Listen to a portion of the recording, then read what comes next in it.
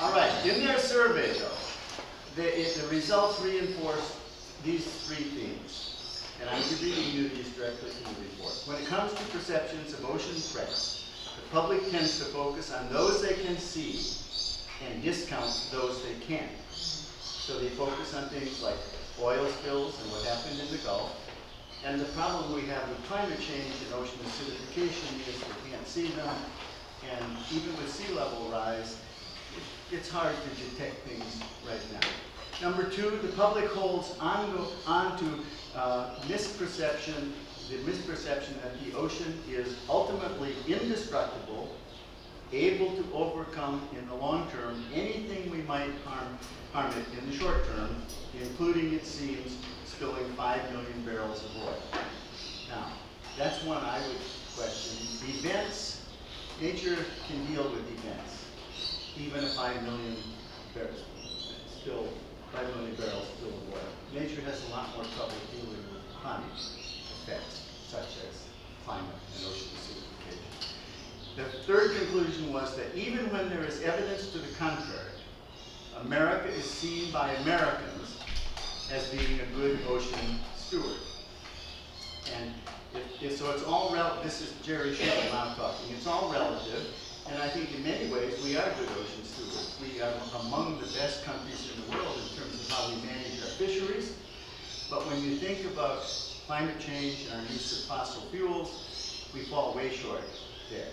California uses more gasoline than any state in the country. Not on a per cap basis, but total. Now, we have the largest population of any state, but we use about a third more, for example, than Texas. Do you know what state uses the largest amount of gasoline on a per cap basis? Any idea? No, New York. No, New York's better than California. So, Wyoming. If you live in Wyoming, you have to drive about 200 miles to find the nearest Starbucks you can go. So on a per cap basis, those cowboys are terrible. And now, in selecting among a number of alternative environmental issues in terms of their importance, climate change was #1 for 49% of zoo, aquarium, and museum visitors versus 40% for the general public. So we only made a 9% difference as a community versus the general unwashed public. That's not very good. 58% of ZAM visitors selected the climate change as the #1 threat to the ocean versus 43% of the general public. So 58 versus 43, that's 17%. Again, I don't think those are very impressive. I would like to think that our aquarium would rank much higher than that. But it's very clear, I think, that aquariums, zoos, and museums have a lot more to do, and we have to stop being afraid to bring bad news to the public if we want the public to change their behaviors. And you can bring the news to them and give them things that they can do. And I hope that when you look in our new exhibit on the Arctic and the Antarctic, you will look in the solution section or on the big panels in the Great Hall now, and you'll see that we're also letting people know that there are things that we can do, and America needs to show some leadership in that category. Okay, this is the fourth and final session of this spring's Aquatic Academy course. We're talking about sea level rise and coastal flooding. You've heard from scientists and engineers and from a designer. And the scientists and engineers describe the situation, what's causing it, and some of the ways that we can mitigate and adapt to sea level rise and coastal flooding. We heard from a designer who described to us how to frame the messages in ways the public can understand, so they will support the tough decisions that have to be made by our decision makers on the front lines. She also showed us some sea level rise products that are designed to garner attention. Now, I think those products will get a lot of attention. I'm not sure whether some of them convey very useful messages. Trav, you didn't see these, but there was sea level rise socks, sea level rise underwear, and a bikini that the top could be inflated in case you got caught in sea level rise flotation device.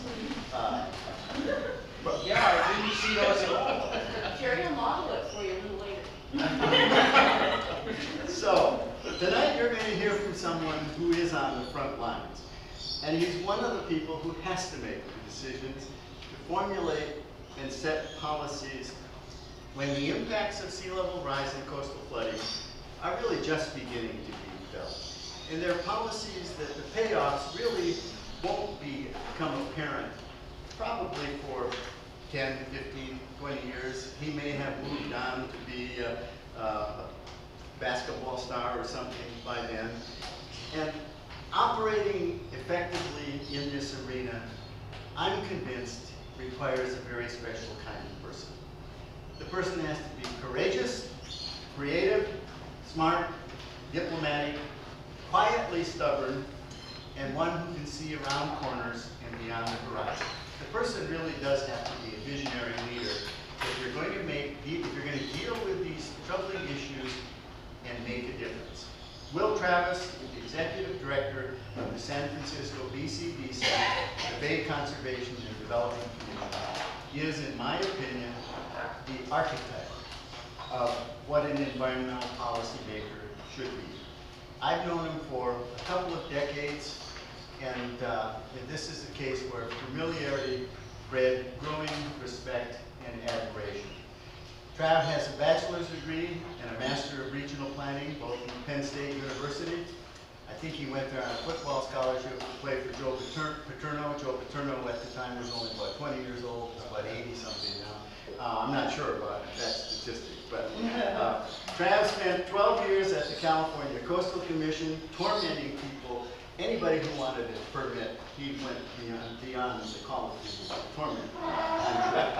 He's been at the BCDC for 26 years, first as the deputy director, and he became the executive director in 1995. And for most of the major estuaries around the country, you can identify a very small number of individuals who really have made a difference in conserving, protecting, developing, designing the future of that system. And I know there are these three ladies that played major roles in San Francisco Bay, but Trav, I would have to put you on that list as someone who has made a huge, huge difference in San Francisco Bay and what it will be 10, 20, 40, 50 years from now. So we're in our fourth class. The bases are loaded. It's the bottom of the night. Don't screw it up. And if anybody wants a copy of this survey I just mentioned, I'll put them in the back. You can get one on the way out. Thank you, Jerry. So I will start off by the obligatory question, can you hear me? I was speaking not too long ago, and I asked that question. There was a guy in the back, and he says, I can hear you just fine, but I'd be happy to trade seats with somebody that can't. Jerry, I'm going to take you to task right in the beginning. You said that the aquariums increased the awareness of climate change 9%, from 40 to 49. Actually, they increased it 22.5%. So I think you've accomplished a great deal. Don't sell yourself short. What I'm going to do tonight is describe some of the impacts that climate change is going to have on California, which you've heard a lot about. Then I'm going to talk to you about the steps we're taking in the San Francisco Bay Area to reduce these impacts. I'll explain how what we did in the past will really mean that coastal flooding will be a big deal for us in the Bay region. And finally, I'm going to show you how we're trying to integrate our sea level rise adaptation strategy into a broader strategy to deal with climate change. Now, when I start off with that, some people say, well, what you're describing is really an impossible dream. And I'll let you decide by the end of the evening whether you agree or not. First off, let's talk about climate change. As you know, there are some folks who say, I don't believe in climate change, as if it were choosing one religious denomination over another. Instead of accepting that the theory of global warming has been around for well over a century, and it has been tested and validated. But just in case there are any skeptics in the crowd tonight, I'm going to show you the latest statistical evidence that shows there is a clear correlation between human behavior and global warming. Here it is. Now, you can see here, this data only goes up through 2006. I've seen the data from last year. It's nasty. I can't even show it to you. California does recognize that global warming is real, and over the past several years, the state has enacted some landmark legislation to cut greenhouse gases. Now, as we in the Bay Area move to implement these laws, we face an interesting predicament. This is what I call our portfolio of pollutants. And you see it's not a very diversified portfolio. Most of our air emissions come from the transportation sector, mostly out of the tailpipes of cars and light trucks. So we're working to develop alternative fuels that pollute less, and we're looking at new types of vehicles that use less fuel. But one of the best ways to reduce our collective carbon footprint is to focus on where and how our region is growing, and here is why. Our innovative economy is producing a lot of jobs, but we aren't producing nearly enough housing near those jobs. And the housing that we are producing is still among the most expensive in the nation. Now, to deal with this problem, we have been relying on a de facto government program, which is called Drive Until You Qualify. And that means that home buyers drive to the far edges of our region and beyond to find a house they can afford. And then they use a lot of gas, driving back and forth to their jobs in the Bay Area. And they live in communities where, as you can see, everybody needs a car to get from one place to another. To deal with this problem, we're encouraging local governments in the Bay Area to plan more compact, mixed-use development, so people can get around by walking, by bicycling, and by transit instead of having to drive everywhere. Lots of this transit-oriented development is going to be built near train and BART stations, but we're also looking to take advantage of the fact that we're building a whole new fleet of ferries for San Francisco Bay, and we're planning transit-oriented development near ferry terminals, as is the case with this proposal for Treasure Island. Now, as you know, Congress has not been able to come up with comprehensive climate change legislation, but they did put a rider in one bill which says whenever an employee of the government makes a presentation on climate change, we're obligated to show a picture of a polar bear. So here's my picture of a polar bear. And the purpose of this is to illustrate that no matter what we do in the Bay Area, it's going to take a long time to reduce greenhouse gases. And we're going to have our efforts matched by a lot of other efforts around the world to rescue this poor guy from the dilemma he is in. And truth be known, even if we park all of our cars, mothball all our power plants, shut off all the lights everywhere on the face of the earth today, as you can see, even as greenhouse gases go down, temperatures keep going up because there's so much greenhouse gas in the system. In many ways, we're in the same predicament that the captain of the Titanic was. At the speed he was going, once he finally saw the iceberg, no matter what he did after that, it was inevitable he was going to hit the iceberg. What this means to us is that by the end of the century, the scientists are telling us that temperatures on average in California could rise anywhere between 3 and 10.5 degrees Fahrenheit. To put that into context, the difference between the average temperature in San Francisco in the winter and the average temperature in San Francisco in the summer is 10 degrees. So it's like changing winter into summer. I know that Mark Twain reportedly said, the coldest winter I have ever spent was a summer in San Francisco, but it's still a good measure. The higher temperatures will also bring us extended droughts that will spawn more of the wildfires we've been seeing in the past few years. Now, as you all know, California relies on a massive plumbing system to move the water from where it falls as rain and snow, mostly in the northern and eastern part of the state, to where most of the people live along the coast and in Southern California. Much of this water is stored in the Sierra snowpack, our big free reservoir. As the snow melts in the spring, we store the runoff in reservoirs and use it during the dry summer and fall months. While the overall precipitation levels in California aren't expected to change all that much, more of that precipitation will fall as rain and less as snow, causing a marked reduction in the Sierra snowpack. The rain will run off the mountains into the bay in the winter, but there'll be less outflow in the summer. And without this pulse of fresh water, as you see here, the saltier water, which is shown in reds and oranges, will move much farther up into the delta than it does now. And the delta is where those large pumps are located that move the drinking water used by about 28 million Californians.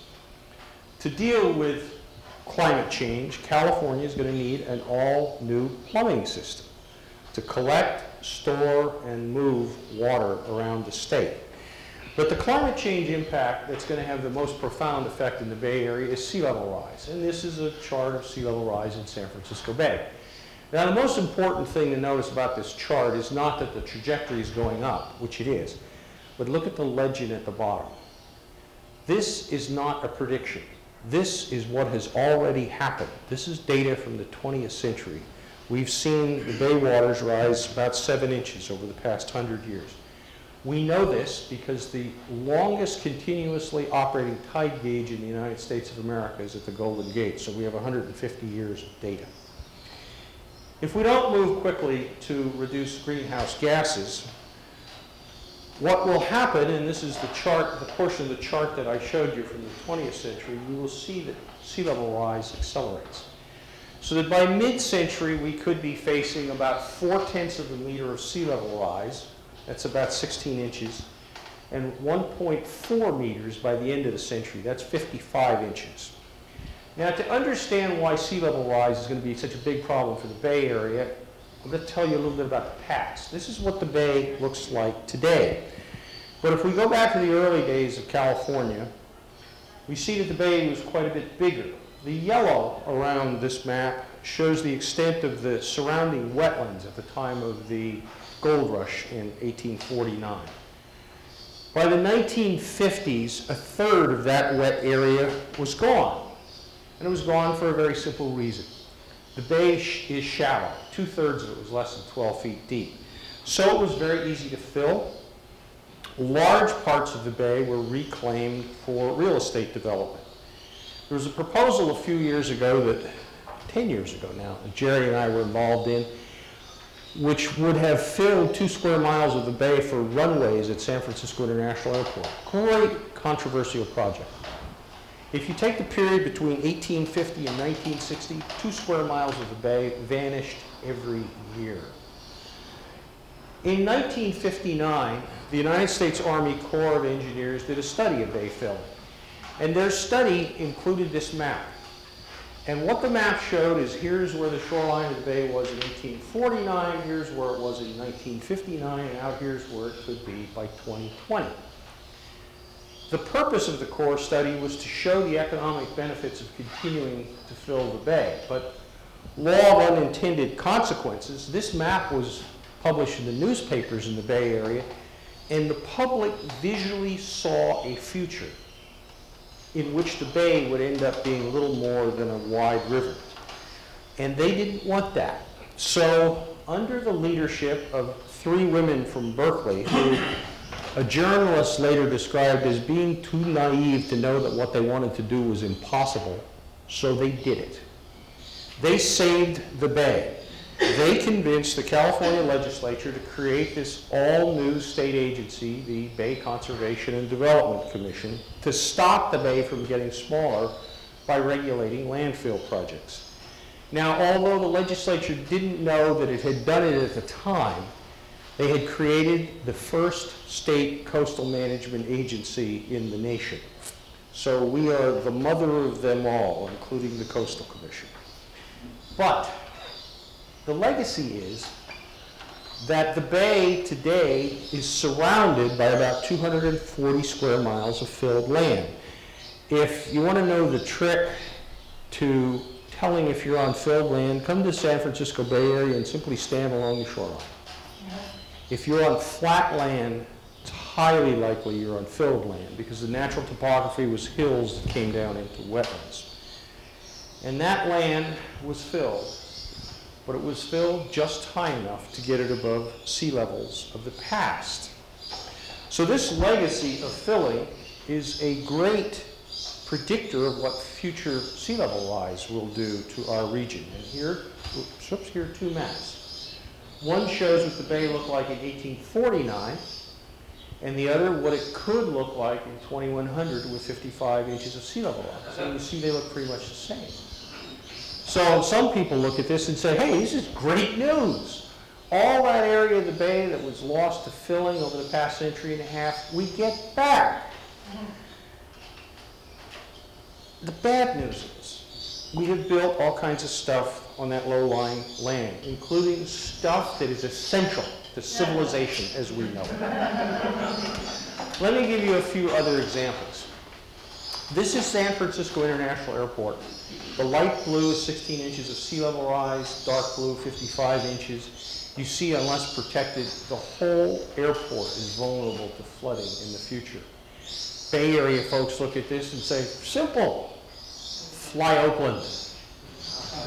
Here's Oakland International Airport. And this is Silicon Valley. Silicon Valley faces double jeopardy because before Silicon Valley had that name, it was called the Valley of Heart's Delight, and it was fruit orchards. And those orchards were irrigated with well water, and in the process of extracting the water, ground elevation sank. So much of Silicon Valley is below sea level today, some of it as much as 14 feet below sea level. Around the bay, over 280 square miles of low-lying land is in danger of being flooded by mid-century, 330 square miles by 2100. The homes of over 250,000 people, major highways, rail lines, airports, and businesses worth over $60 billion are located in these low-lying areas. This $60 billion figure comes from a study that looked at the whole of the California coast. If you look at $60 billion around San Francisco Bay and you look at the rest of the coast between Oregon and Mexico, there's about $30 billion at stake. So 2/3 of the entire value of property that's in danger to sea level rise is in San Francisco Bay. Now, at this point, there's usually a smartass who says, I've looked at the FEMA maps, and they do not show these areas in danger of flooding. And the skeptic would be right, because what FEMA does is uses actuarial data from the past to determine whether an area is in danger of flooding in the future. They don't take future sea level rise into account. So this is what FEMA is doing. They are driving into the future by looking into their rearview mirror. Now, comparing the difference between just looking at the past and looking at the future, here are two overlaid maps. The blue shows the current 100-year floodplain, the FEMA 100-year floodplain. And the red shows the areas in danger of flooding by mid-century. You see they're pretty much the same. So what that means is an area where today there's a 1% chance of flooding in any 1 year, by mid-century could be facing 100% chance of flooding at high tide every year. Over the next century, the bay waters will slowly rise, but the shoreline will probably flood from storms before they go underwater from sea level rise. Storm surges are what we get in the wintertime when we have low barometric pressure, heavy rain, high tide, and winds pushing the water across the bay and up onto the shorelines. And the scientists tell us that the kind of intense storms that have occurred once a century in the past will occur 10 times as often in the future. Well, clearly, we can't ignore this problem, but dealing with the impacts of climate change presented an interesting policy and legal dilemma for us at BCDC. As I explained, we were created to prevent the bay from getting smaller, and we've done that. But with sea level rise, the bay promises to get bigger, something that the Commission had no responsibility to deal with and no legal authority to do anything about. Now, this is the typical bureaucratic response, to say it's not our job and we can't do anything about it. We looked at it and said, you know what? In these conditions, there are absolutely no legal limitations on our thinking.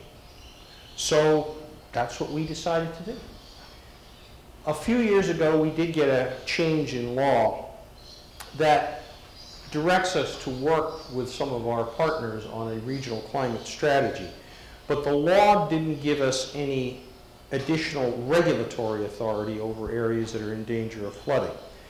And this change in law did memorialize a partnership we forged with 3 other agencies that are responsible for air quality, land use planning, and transportation. They share our goal of advancing an integrated regional climate strategy, one that both reduces greenhouse gases and adapts to the impacts of climate change that are inevitable. Now let's quickly turn to a self-portrait. This is me thinking about what to do about this vexing problem. And what we found, there are 3 basic approaches you can take to deal with sea level rise. This is the first one. We ignore the problem for now. We look for every reason we can to put off dealing with sea level rise for as long as we can. We wait until all the scientists are in complete agreement. We wait until there's absolute certainty on the sea level rise predictions. We wait until the economy recovers. We wait to see if our efforts in reducing greenhouse gases are effective. In other words, we wait until the problem becomes a crisis. That didn't seem like such a good idea. So here's the second option. Begin to plan retreat from the water's edge. And don't make the situation any worse by allowing more development that will have to be protected from flooding in the future. Now that seems like a pretty good idea. But what we found is when you paint at a regional, state, or national level with a broad brush, you end up getting paint places you don't want it. Some of these low-lying areas are small, and they're in the middle of existing development. Development that will be protected from sea level rise.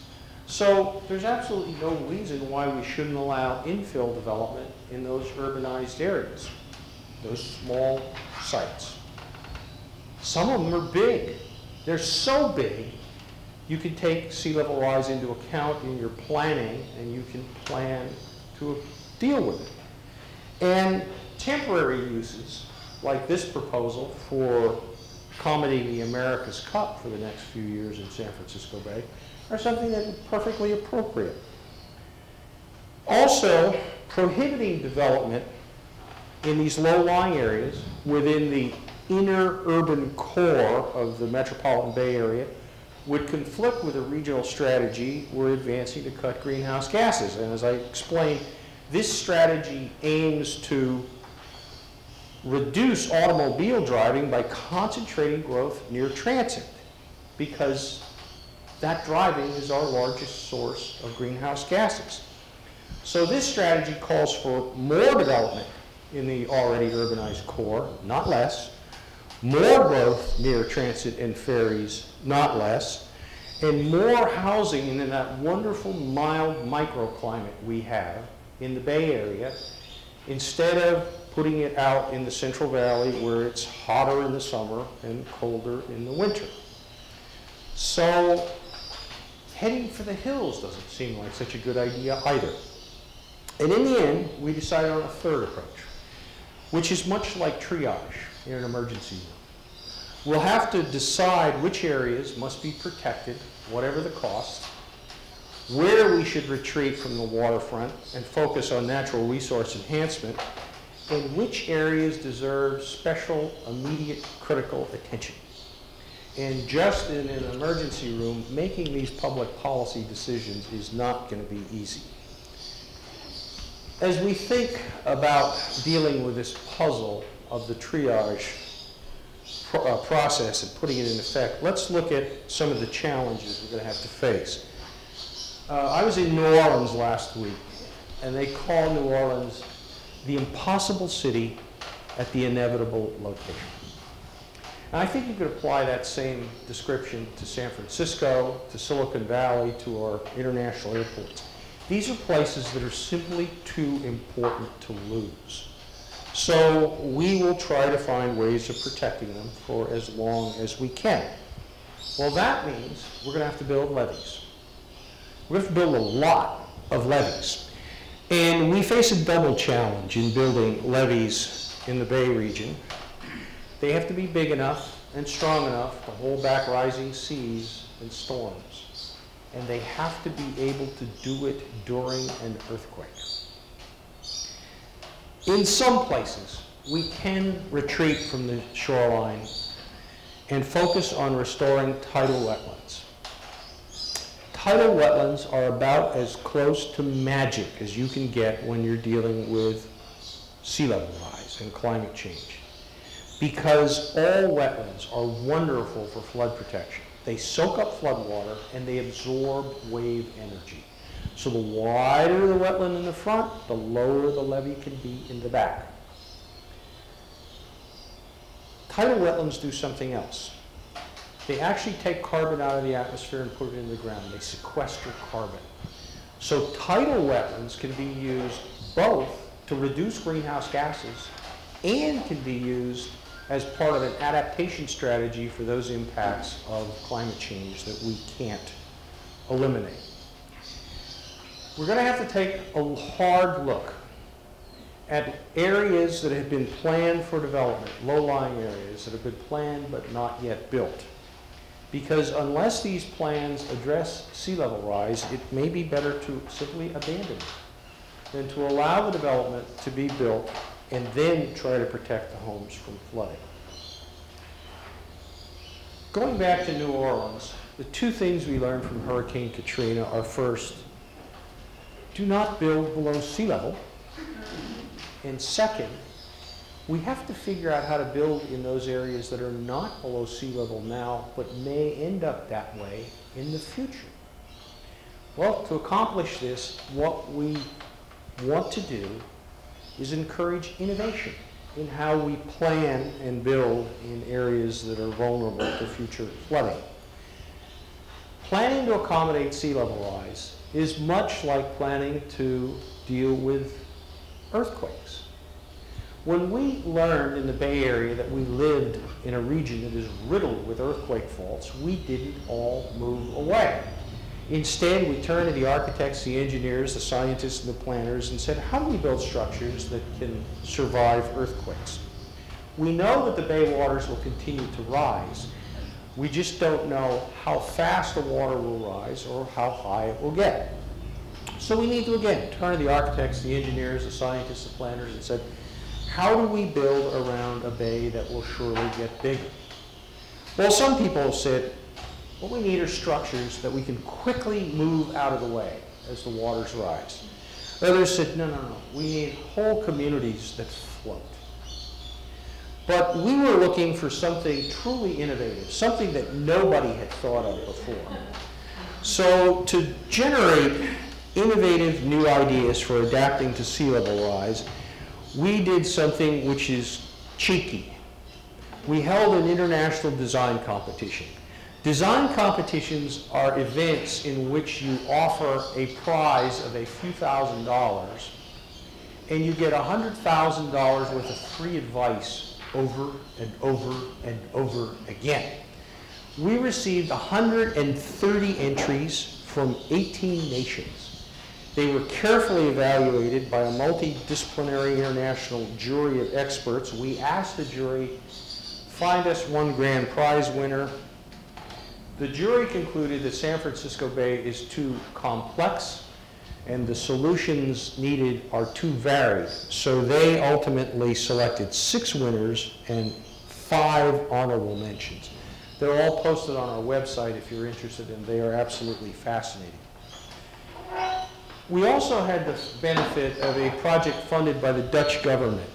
The way this came about, back in the Bush administration, when the federal government was closed for business for 8 years, we were trying to get federal funds to study sea level rise. And we couldn't get any from the US government, so we applied to the Dutch government. I could never figure out how to put euros into the California state budget.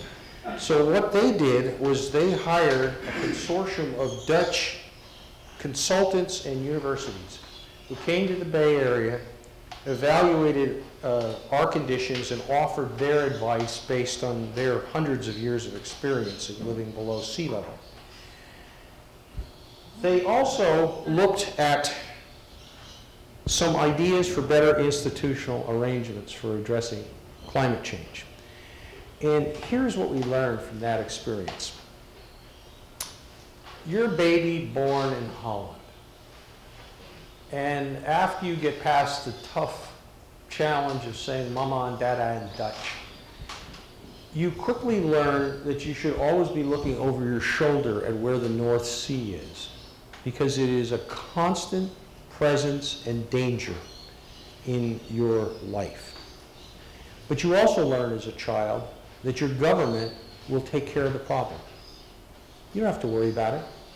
In fact, you don't even have to buy flood insurance in Holland. Not only do you not have to, you cannot. It is illegal to sell flood insurance in Holland. Why would the government allow some shyster to sell you insurance for something that will never happen? In contrast, when Americans are told by their government that their property is in danger of flooding, their first reaction is that government may interfere with their private property rights. So in the end, we concluded that the cultural differences between Holland and the United States make it unreasonable to expect that an institutional solution that works very well in one nation will necessarily work well in another society. Now, as I mentioned, BCDC has partnered with 3 regional agencies to develop a regional climate strategy. This kind of cooperation is absolutely essential, but cooperation alone has some limitation. If someone proposes to put a new subdivision in one of those areas I showed you is vulnerable to flooding, none of the 4 regional agencies has the authority to say, no, you can't do that. In fact, none of us even has the authority to say, well, if you're going to have people living there, at least build a strong levee to protect them. That authority rests with 110 local governments and 400 special districts in the Bay Area, which is why the Bay Area is often described as being more Balkanized than the Balkans. As we think about how to deal with greenhouse gases, deal with rising seas, advance economic prosperity, address social equity, make public policy decisions based on science in a contentious political atmosphere, and do all these things at the same time, it's helpful to turn to the advice of 3 wise men. This is the first wise man, Benjamin Franklin. He said, insanity is doing the same thing over and over and expecting a different result. Clearly, we can't solve the problems climate change will bring us by continuing to do what we've been doing in the past. We're going to have to make changes in the way we grow our economy, plan our communities, and live our lives. The second wise man was Albert Einstein. He said, the world we have created today, as a result of our thinking thus far, has problems that cannot be solved by thinking the way we thought when we created them. In other words, we need to begin thinking in all new ways. Engineering approaches that rely on certainty won't work in an uncertain future. Laws that mandate us to do certain things to deal with the problems of the past are going to have to be changed to deal with the problems we'll face in the future. We'll need to come up with new ways of planning, building, and living in areas that are above sea level today, but will surely slip below sea level over the next century. It's folly to think that we can ever build levees high enough and strong enough to prevent flooding from ever-rising seas and storms forever. It is equal folly to think that we can ever restore the bay ecosystem to the way it was in the past. In the future, the bay is going to be far different from the way it was in the past, and even different from the way it is now. And to prepare us for this future, we need to stop doing what I am paid to do, which is to protect the bay the way it is now. Instead, we need to be bold and audacious. We should begin preparing for a future bay, which will have different water elevations, different salinity levels, different temperatures, different chemistry, probably different species. We need to anticipate those changes and be ready to adapt to them when they occur. The final wise man we can turn to advice is H.L. Mencken, the journalist from the early 20th century who had a lot of great quotes, but this is the one I like most. For every complex problem, there is an answer that is clear, simple, and wrong. Plug-in hybrids and locally grown food can help reduce global warming, but not if the electricity comes from coal-fired power plants, and not if you're trying to grow tropical fruit in the Bay Area. Building more compact, mixed-use development along transit corridors will reduce driving and cut greenhouse gases. Prohibiting new development in shoreline areas vulnerable to flooding will keep people out of harm's way. But there are some low-lying areas that have existing development and transit. So in the long run, it may not be a good idea to put more development in areas we have to protect from flooding. But in the short run, it's a good way to reduce driving. So in some vulnerable areas, development may be appropriate, in others it won't. No single approach will work everywhere. And that's why we need a nuanced regional strategy to decide where we'll invest in shoreline protection, where we'll concentrate on habitat enhancement, and what approaches we should adopt, which will bring us true sustainability in the face of rising seas, increased storms, hotter weather, more wildfires, and vastly different climate in the future. Now, the cost of doing all this is going to be enormous. But if we look at it as an investment, it is a wise investment, because study after study has found it costs a fraction if you prepare for the future than if you allow the future to take place and then pay for the damage after the fact. Now, as the first step in putting this triage approach together, what we're doing is amending our San Francisco Bay Plan, which includes the policies that guide our commission in making regulatory decisions. Well, we thought that the Bay Area was ready for this sort of thing. We've been at it now for over 2 years, and we're facing a firestorm of opposition. Local governments think we're trying to usurp their authority. From developers who fear that NIMBYs will cite sea level rise as yet another reason to challenge new projects. And even folks who want to deal with climate change think we should focus on reducing greenhouse gases first and deal with adaptation later. We've been working through this process. I'm having another meeting tomorrow. We hope to have yet a 4th or 5th iteration of our policies, hopefully for adoption this fall. Now, why are we moving ahead with all this in the face of all this opposition, as difficult as it is? We're doing it because we recognize that the Bay region is in competition with the rest of the world to attract capital to our region. And international capital has flown to the Bay Area, will continue to flow to those places that recognize the reality of climate change and are taking concrete steps to both reduce and adapt to the impacts. On the other hand, insurers are already abandoning places that aren't dealing with this problem. Around the world and across the nation, regions are starting to deal with this. There's a fascinating article in the New York Times yesterday about Chicago, which is beginning to prepare for the fact that by the end of the century, the climate in Chicago will be very, very much like it is in Baton Rouge, Louisiana now. They're changing the type of trees they plant, they're changing how they plan their whole community.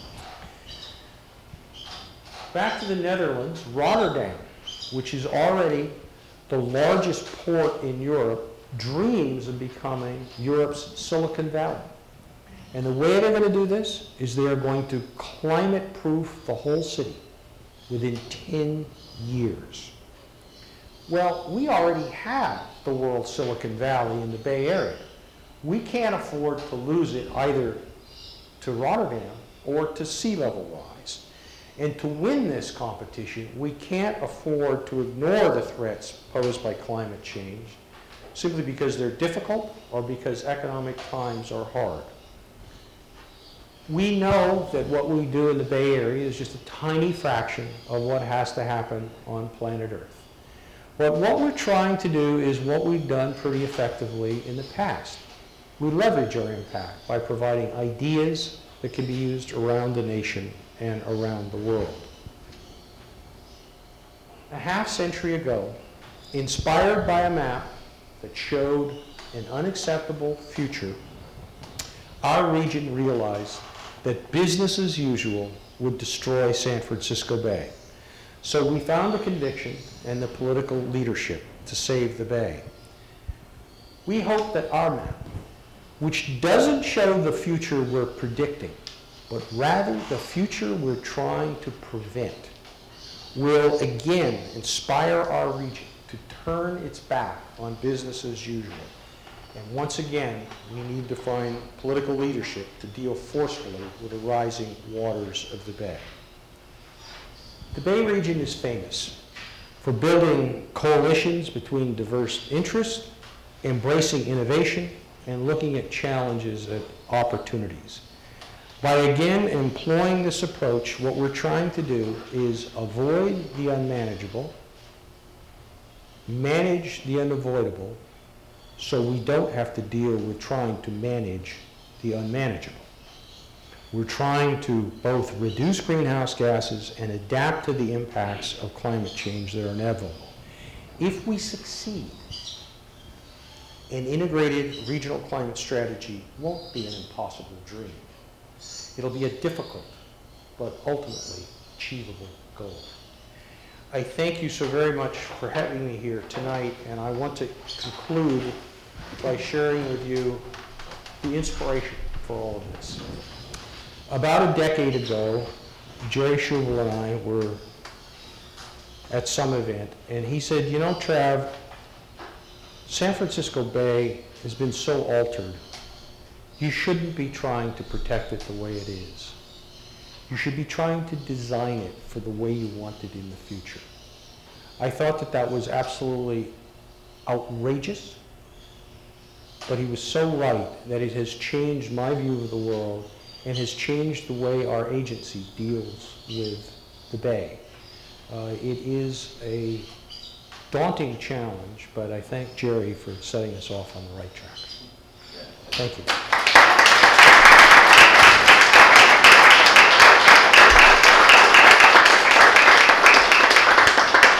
We have time for questions or comments. Larry and then Kareem. So, to distill that, we're going to have some really neat communities built around transportation and mixed use, fairly high density, and everything else that's in the bay is going to get flooded into a wetland that protects the next stage of development inland from there. The challenge for us in the Bay Area is that the San Francisco Bay is the most urbanized estuary in the United States. It is also the home to the largest coastal wetland restoration project in the nation outside of the Everglades. So what we're going to have to do is both. If you think about the bay, it is ringed by freeways, rail lines, ports, airports, mostly transportation infrastructure. And then we've got these two big wetland restoration projects at each end of the bay. So I think what we will do is be focusing on those transportation infrastructure projects, because that's the lifeblood that makes the region move. And retrofitting them in such a fashion that the retrofit becomes the shoreline protection, so that we will have a freeway that is also a seawall, or a rail line. We're dealing with a controversy of high-speed rail, and it's going down the peninsula, and people don't like it because they live nearby. It may be the better solution is to move it out, build it on a levee, so that the high-speed rail line then provides the flood protection for those communities that don't want high-speed rail. But we also need to be doing work on the wetland restoration projects. The challenge with sea level rise is it can flood wetlands in the same way it can flood developed areas.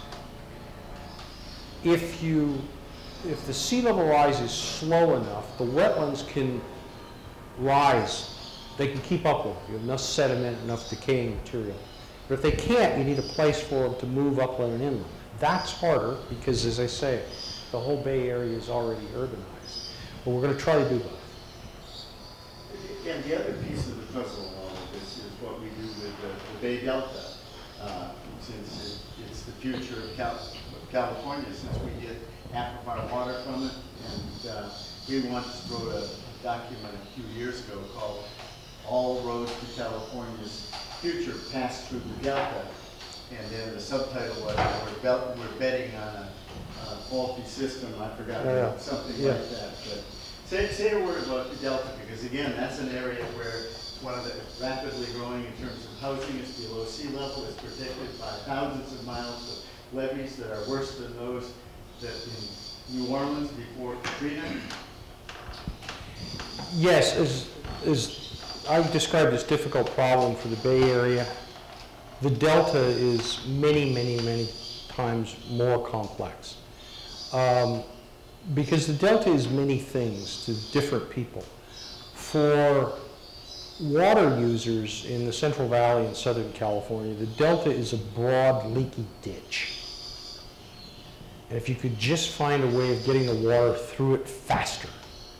For the environmentalists, it's nirvana, if you could just restore it. For the Bay Area, it is a place where local governments will approve housing that can't get approved in the Bay Area to be developed by developers who can't get permits in the Bay Area to sell to people who can't afford to live in the Bay Area. So it's many different things to many different people. The levees in the Delta are not levees. They are piles of dirt. They are unengineered. And it is a catastrophe simply waiting to happen.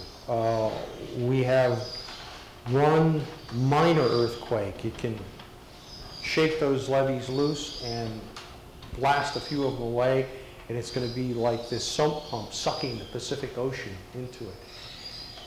Some of the studies have indicated that if the Delta gets inundated with salt water, it could pretty much finish off the California economy for 2 to 5 years. 2 to 5 years. It would take that long to recover. Corinne, you had a question. I believe I heard you correctly when you said that you felt it was fallacy to protect the bay the way it is now. That's right. So with San Francisco Bay being the 5th study area for the NPA network, not on hold right now because I believe lack of funding, how do you feel about that kind of protection of the bay? Frankly, I have done the best I can to have gunboats that keep MPAs out of San Francisco Bay. They have no place there. They're largely used to protect fishing areas. We've killed off all of our fish. The only thing, commercial fishery we have are herring. So I just don't see as a management tool that it can add a lot to what we're doing. Other than that, it's a fine idea. See, for people who don't know, when we talk about invasive species, San Francisco Bay is the most invaded estuary in the United States, and probably in the world. More than 90% of the biomass and 90% of the species are invasive, some introduced intentionally, others in ballast water and on the hulls of ships. They've been there, though, for a long time. They ought to be naturalized citizens. Well, the species that we use to measure the health of the bay is a striped bass, which of course is not a native species, not a native fish. Bill? Has anybody in your planning process started to look at the costs of armoring and levees? And I'm wondering at what point it starts, like Alameda is a separate city, isn't it? Yes.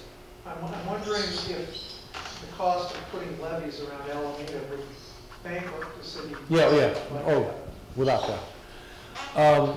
The way I see this playing out is we're looking at, we show these maps of areas that are in danger of flooding. And the maps purposefully simply show low-lying areas. Some of those areas, like SFO, San Francisco International Airport, they can protect it. You just build a levee around the whole airport. It's really not a big deal. It'll be costly, but they can do it. And there are other areas that can be protected. So what we see happening is we have to do a detailed engineering vulnerability assessment for all 400 miles of the bay shoreline. That's going to be very costly. We'll then figure out what it will cost to build levees to protect those areas. And then we will go through the traditional American dance, which is, oh, this is my private property. Oh, it's in danger of flooding. Oh, here's how much it will cost. Oh, local government, you'll pay for it, right? To which local government will say, no, actually the state will pay for it. Which the state will turn to the federal government and say, well, this is really a national responsibility. And as you know, right now, there is no appetite at the federal level, no money at the state level, and no leadership at the local level. So what I think will happen is we'll go through that process. We will then add up all the dollars, and we will say, here's how much it will cost. There will be a collective gulp, and then we will go through that triage approach. We will say, do we really want to protect all of this? Because we're going to have to pay for it in the Bay region. Now, here's the other interesting challenge, because what we found, that same study that documented the $60 billion of worth, is although we think of the Bay region as a wealthy region, which it is, many of the communities along the shoreline that are vulnerable to flooding are low-income, ethnic minority communities. They are what I describe as Bay Area equivalents of the lower 9th Ward, which from a macroeconomic regional perspective, it might not make sense to protect or replace. But if it's your home, your school, your church, your grandparents, your place, it has infinite value. And we are going to be facing critical environmental justice issues. But we are going to have to be deciding how we deal with those. Do the wealthy people in Marin County get protected and the poor people in East Palo Alto not? I don't think so. But we will go through that, figure out how much it will cost, figure out how much we can really afford, make the tough policy decisions. It's probably going to take 5 to 10 years to go through that process. And I applaud San Francisco and you for taking the lead. There's this wonderful opportunity for California. We long have set the tone for having these visionary policies about our environment. The policies are expressions of intent, and they're not commitment. You have to make them happen. I gave a talk in San Diego this morning to a conference, and when you look at California, we have the most diverse set of environments of any state of the nation, the most diverse set of climates of any state of the nation. And we have a water system that is, if not the most vulnerable, among the 2 or 3 most vulnerable in the nation. And you look at the capital that we have, natural capital, social capital, and 50% of the venture capital in the United States is within this state. We ought to be able to figure out how to make this the nation's laboratory and maybe one of the world's for looking at climate change to mitigate and adapt. And not figuring out the ideas and exporting them to other states and other nations, but applying them right here. That's where the money is to be made. And in order to do it, we've got to get rid of some of this regulatory nonsense that we have in Hey, wait a minute, you're talking about me. Yeah, no, but you've overcome that serious handicap. And if you look back, I mean, this is something that's 1992, when you put out the report. You were here then, I wasn't here then. But if you read that report, and it's worth reading, among the statements that are in it is that we have a permitting process that in order to get permits often takes longer than it took the United States to win World War II. And it goes on with all of these recommendations. Pete Wilson, speaking before the California Chamber of Commerce in 2004, he was no longer governor, said that it is true that people who try to start projects in this state encounter difficulties that their competitors in other states do not encounter. And it goes on and on. And if you look at the book published last year, California Crackup, and then the April 13th issue of The Economist that takes California to task, we leave all of these opportunities along the side of the road or on the beach. And somehow we've got to look at things like offshore aquaculture that could be billions of dollars that could help fund some of these things. We should look at offshore renewable energy. You can't get a permit in this state for offshore wind or offshore waves. PG&E pulled their last preliminary permit last month. We somehow have to give a reward to innovation. And if you look at how you increase the productivity of natural systems, ecosystems, the best way is to relax the constraints, not to try to force it.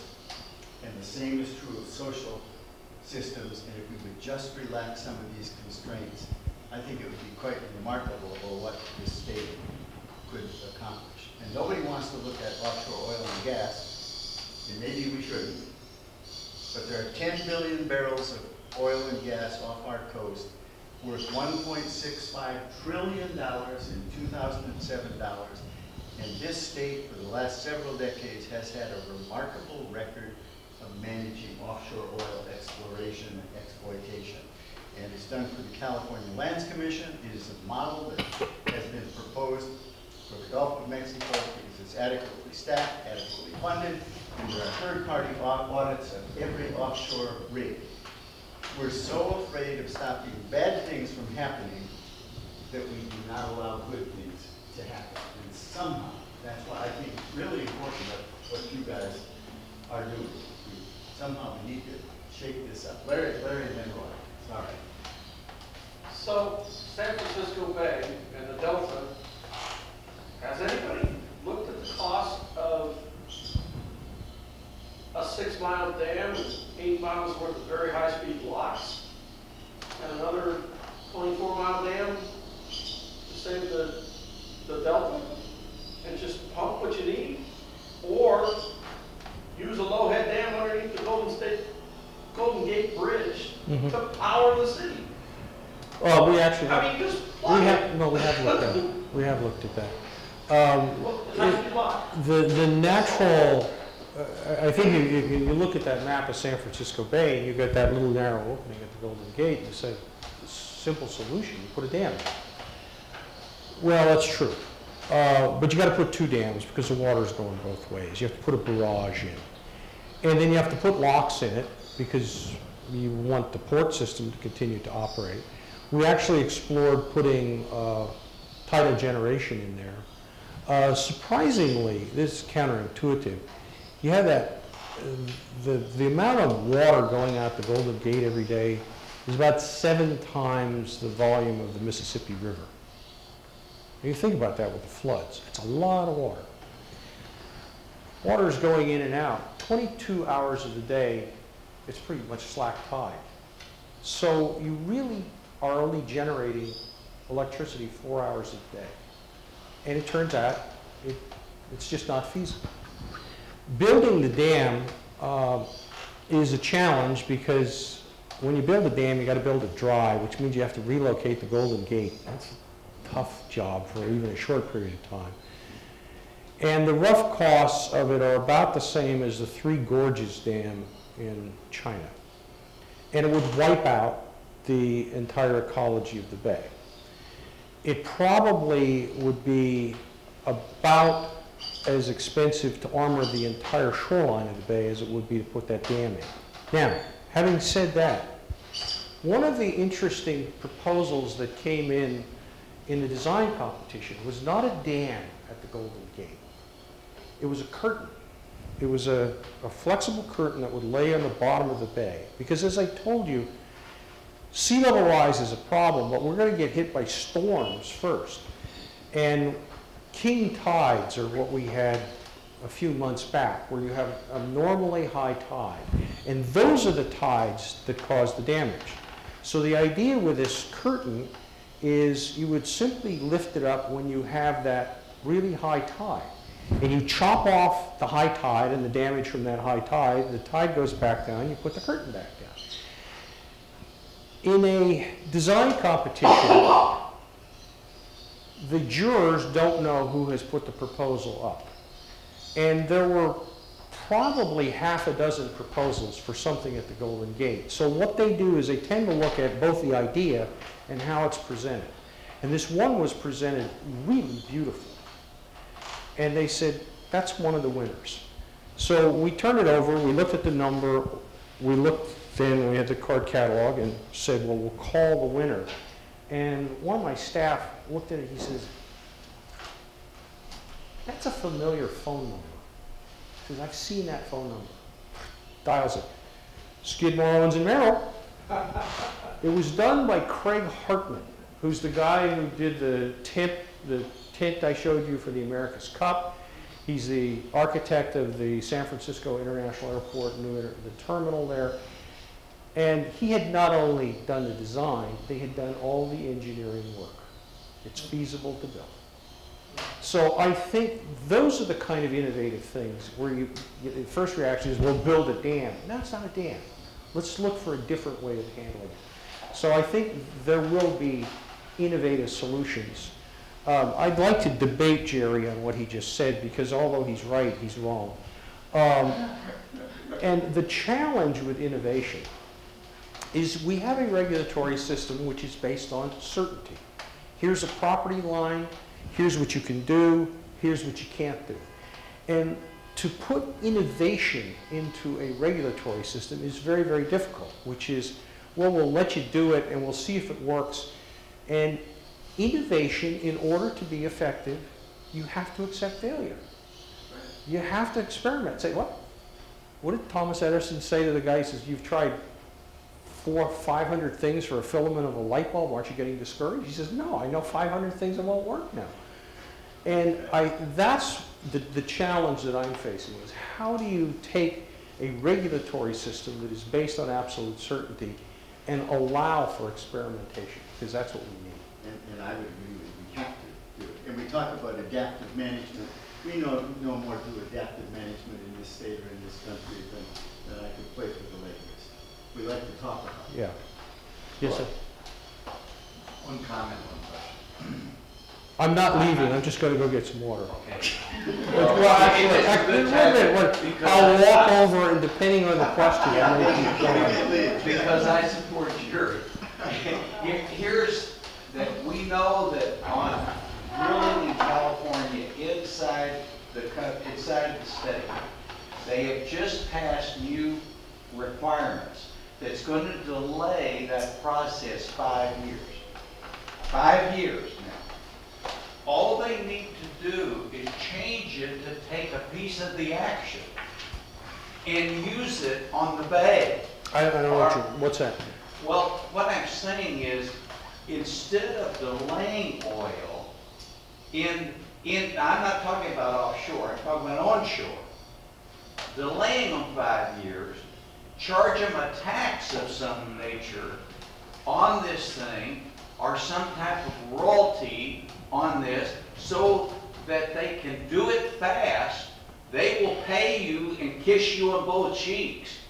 And they will produce this, and you have a revenue stream to help build the bay. My question deals with, we're into green here.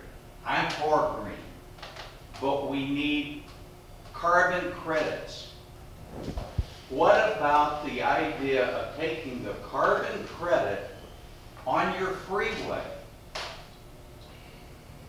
and using carbon credits as a way of also funding that freeway? Now, I realize when we're looking at it right now, we haven't even got through the carbon credits for the energy, but we're going to get there. When we get there, you can piggyback behind it to get your revenue. Think about it. And you guys can take this thing and improve on it, because your group is very smart, and make it work. No, I just said we relied on Jerry for ideas. Now, no, I think there are a lot of smart people who believe that a carbon tax is a far better, easier way of dealing with greenhouse gas reduction than is cap and trade. But politically, it's a much harder nut to crack. Let's see if anybody else has. Yes, go ahead. Pat. So, I mean, one of the big problems with this is financing, and I mean, I work for the state, nobody has any money. What about, like, I mean, especially some of your, what about privatizing it? Privatizing what? Some of the infrastructure. Oh, sure. Actually, let me play this out for you. You're familiar with the San Francisco waterfront. Okay. We've got the ferry building there. It's a wonderful success. We used to have this freeway. Came down. We've reconnected the city to the waterfront. The whole of the financial district is built in what used to be called Yerba Buena Cove. That's where the ships came in that were bringing miners to gold country. And on the long trips, the miners would regale the sailors with stories of the wealth they would find in California. The sailors jumped ship. They left behind this armada of ships, which was good because San Francisco was so small that its first jail and its first hotel were on ships. Trash was thrown overboard, the wooden hull structures, ships rotted into the mud. So downtown San Francisco was built on this foundation of old derelict ships. It's very low lying. So as we think about how we protect the financial district, we could take where the Embarcadero is now, and where there had been a freeway, and we could raise that. We could put a levee there. Well, what that would do is separate the city from the bay, which is what we've been working to reconnect. So you say, oh, maybe that's not such a good idea. And besides, we've got all those piers, we've got the ferry building, and the piers are all now a National Historic District. And they're being reused and wonderful, exciting. Do we really want to put them on the outboard side and write them off? Well, that's not such a good idea. So maybe, just maybe, the solution is to go outboard and to build a levee outboard. The problem with that, it's deep water, and it would be very expensive. So maybe we should do what the Dutch do. And what the Dutch do is they turn to the private sector and they say, we're sick and tired of building these expensive dikes, you build them. To which the private sector says, why in the hell would I take on that expense? They say, well, you can build them wide enough so that you can build buildings on top of them. You can create real estate. So that's what they're doing. So just maybe that's a solution. You say, private sector, you build a levee, San Francisco will be protected, the piers are there, admittedly they open onto a lagoon instead of the open bay, and then we have a levee out there with buildings on it. Now that is exactly the problem that BCDC was created to solve. The bay was being treated as ordinary real estate, it was being filled, and people were building on it. So maybe, and I always call them, just maybe, the solution to this problem in the 21st century is actually the problem that we were dealing with in the 20th century. And that's what I mean when I say talking about all new ways of thinking about things. So it may be, and I think we're just going to have more of these public-private partnerships, trying to find a way to incentivize the private sector to do something that is in the public good that somebody can make money off. And interesting, San Francisco spent a lot of money reconnecting the city to the bay. And New York has done that. New Bedford has done that. Boston has done that. Long Beach, we took a different approach. We severed the relationship of the city to the water by building a road that for 3 days a year we use for race cars. It attracts a lot of beer guzzling people who come down here. This is all good stuff so far. I figured you'd like that, right? So our city was way ahead of you guys. You're sweet. When they check my blood, they find motor oil. All right, take a couple more, and then we'll come back to you later. Who else has? No, you guys have had one. I want people who haven't had a chance first. Somebody. John, ask a question, please. Because otherwise I have to go to these guys, and they've already had it. Bill had to suffer through dinner with me. He gets to ask another question. I'm struck by your chart that shows sea level rise just keeps going. Yeah. I'm thinking a couple of ways to ask this question. What's your successor going to be saying in 100 years? Like the solution you just offered right now is they build a building, right? But I mean, when do you stop? When do you stop? When do you just no, accept? Extraordinarily good question. If you talk to any local planning department in California, in the United States of America, you say, what's your long-range plan? They say 20 years. We can't imagine what the world will be like 21 years from now. So we do 20-year plans. We're saying with sea level rise, you ought to at least be thinking out 50 years, and you ought to be planning for 50 years. And you ought to have some sort of adaptation strategy, because that graph I showed you, you see it accelerates, but it also gets a wider degree of uncertainty as it gets higher. So you don't want to spend a lot of money building something for 2100 that it turns out the water wasn't that high, but you don't want to plan for 2050 and then find that you have no adaptation capacity. So you have to design into it a way of dealing with that problem, which you can do. But as you're right, comes 2100, that water is still going up. Well, we don't plan cities for 50, 20, 50, or 100 years. We plan them forever. And the best way I can get my brain around this is that in low-lying areas, we should stop planning cities. What we should plan are long-term campgrounds. Places that we know are temporary, albeit long-term temporary, but places that at some point we're either going to move, dismantle, allow to flood, something like that. Let me tell you another story about innovation. The Dutch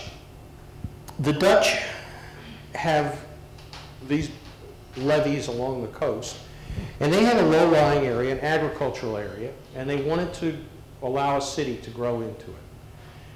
But they realized if they put a city there, they would have to increase the height of the levee to deal with sea level rise. So instead, what they did was design this whole city so that it would float. And then they actually introduced the water underneath it. So that city does not give a damn about sea level rise because it's always just going to keep going up with it. And I looked at that and said, wow, that's amazing. Where'd you get that idea? Sausalito. Now, if you've been to the Bay Area and you've seen the houseboat community in Sausalito, it's an accident. Our agency was created, and there were all these what we call anchor out boats, liveaboard boats. Boats out there, people were living on them, they were dumping sewage overboard, they were raising chickens, they were doing drugs, they were having a good old time. And we thought, as the middle-class bureaucrats we are, said, wouldn't it be better if all of these boats were in a marina.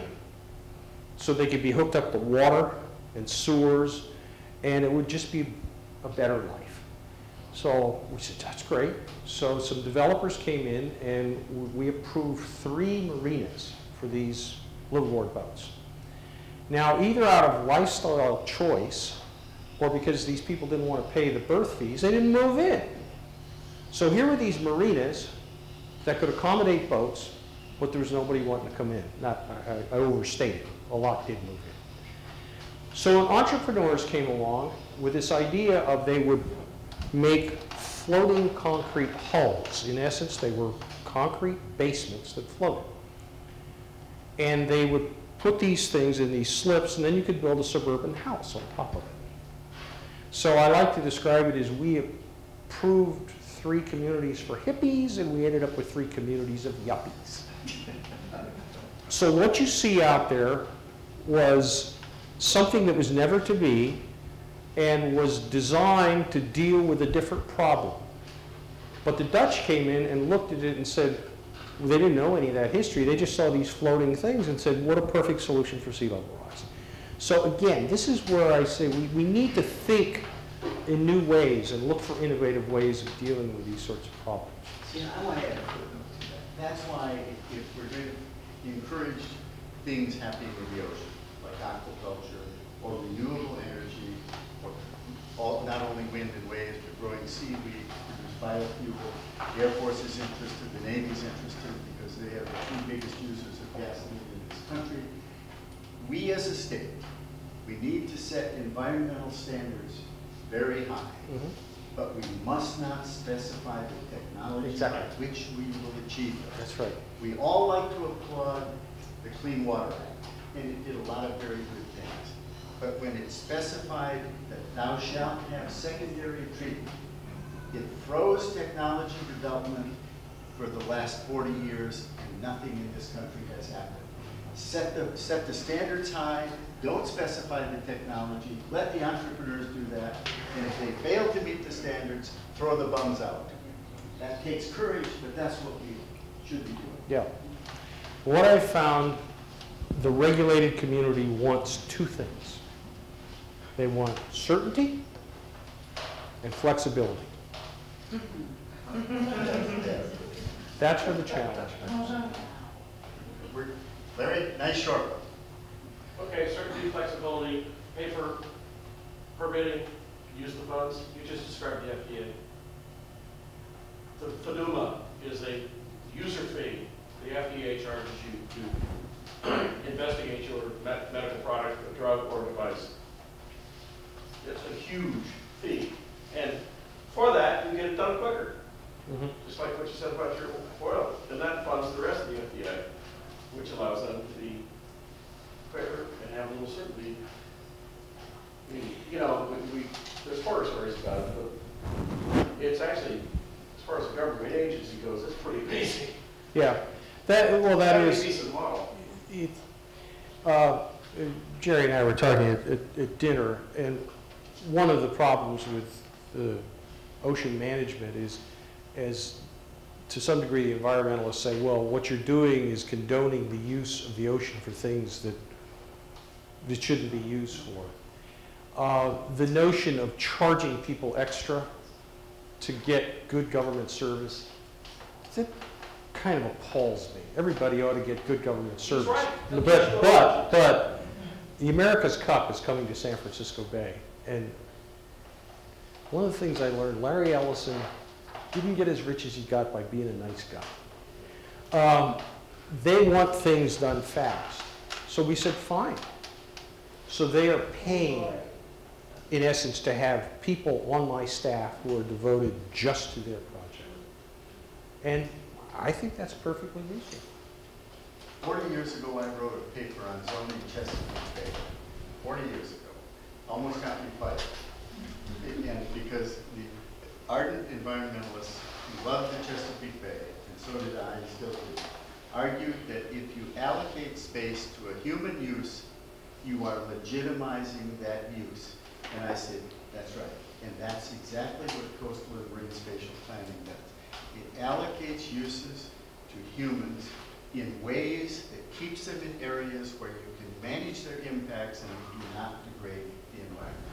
And there's, to me, there's nothing wrong with that. If you ever read, I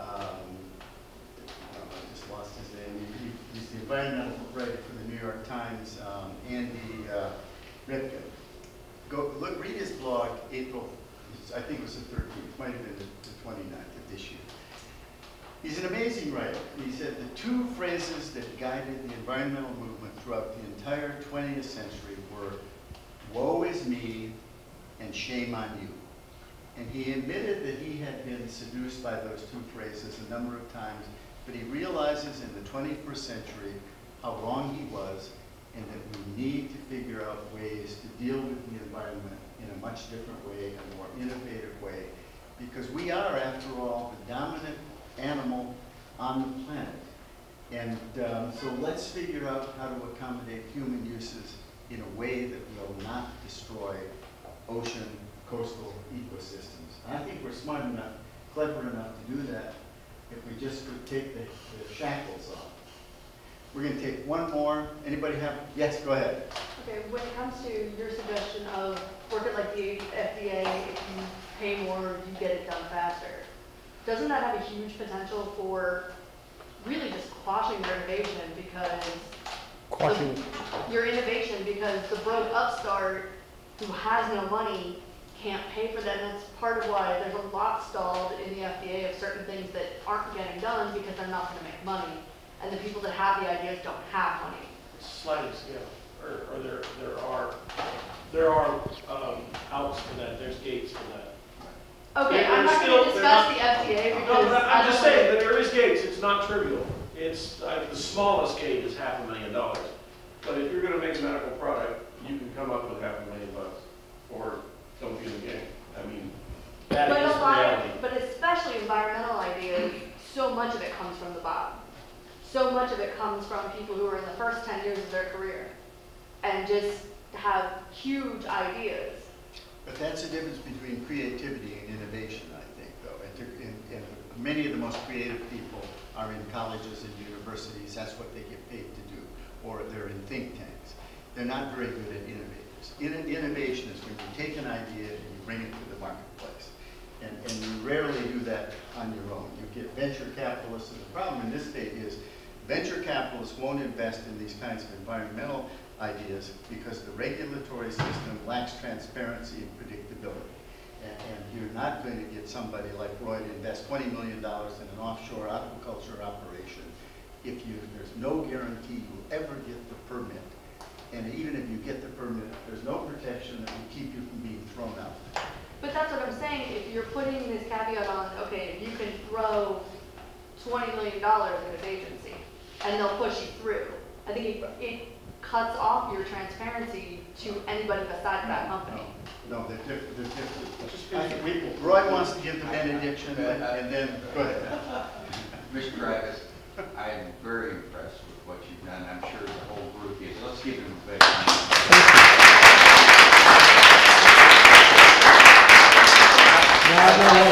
No, he's going to hit me with a zinger. Yeah.